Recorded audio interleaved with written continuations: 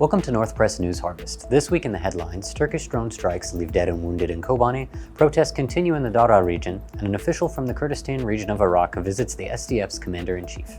A Turkish drone strike injured 3 members of the Water Directorate after it targeted a maintenance workshop in a pumping station in the village of Al-Shiyukh in the Kobani countryside.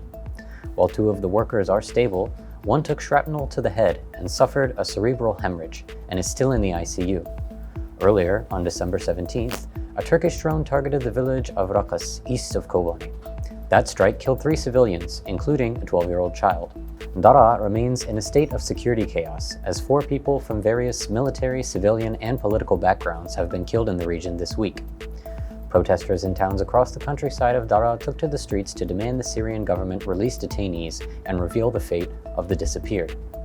Demonstrators raised the flag of the Syrian revolution and demanded the continuation of the revolution and overthrow of the Syrian regime.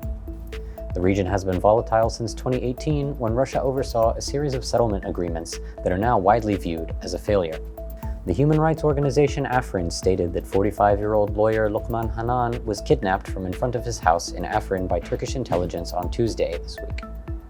2 days later, his family was called to the military hospital in Afrin to identify his body, which showed signs of torture. Hanan had previously been kidnapped by Turkish-backed groups but released after paying a ransom. Local sources say a settler from the Sultan Murad group had accused him of working with the autonomous administration. In other news in Afrin, the Sultan Murad Brigade is extorting royalties from those entering and leaving the Meydanki region. The head of the Patriotic Union of Kurdistan Party, Pavel Talabani, and commander of the Global Coalition to Defeat Daesh, Matthew McFarlane, visited SDF Commander-in-Chief Mazlum Abdi. Abdi and Talabani, who leads the anti-terror forces within the Patriotic Union of Kurdistan and is the son of the late Iraqi President Jalal Talabani, discussed the threat of ISIS sleeper cells and the importance of relations between the SDF, autonomous administration, and parties in the Kurdistan region of Iraq.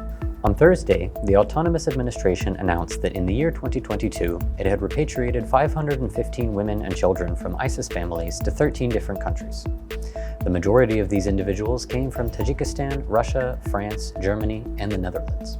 SDF Commander-in-Chief Mazlum Abdi condemned an armed attack on the Kurdish Association in Paris that left 3 dead and multiple injured.